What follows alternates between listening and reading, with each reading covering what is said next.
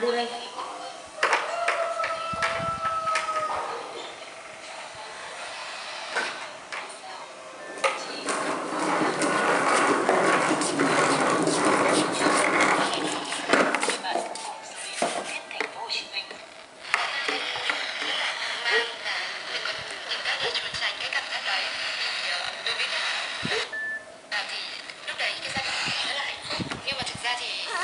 Để ở đây hả?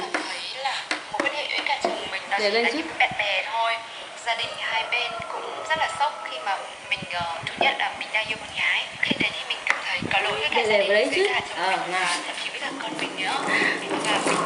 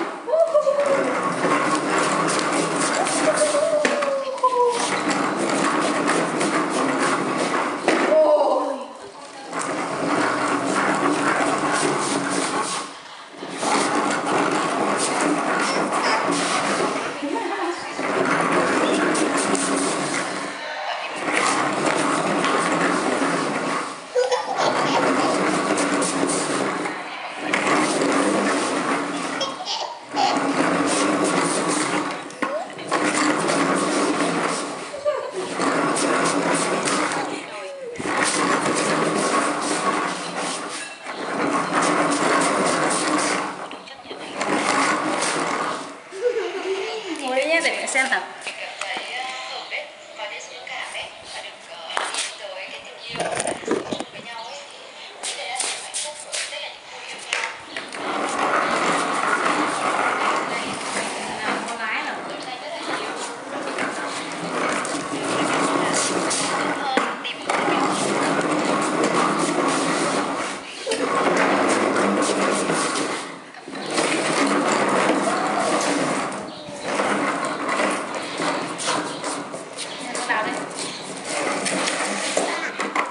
Chưa?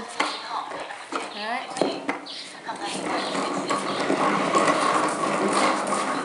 Đặt xong nào. Cái chân vào lên.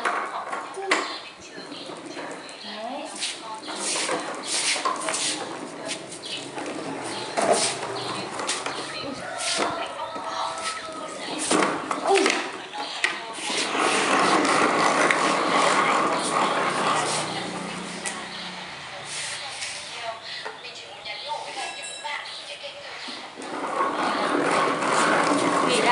Mệt quá rồi.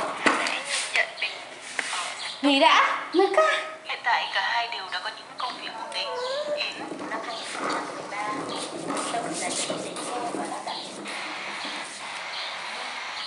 Trong đó, khuyến công của tỉnh Bắc Giang hỗ trợ. Hy vọng đi được sống với những tình yêu và cũng chính bằng tình yêu trong tình yêu của họ.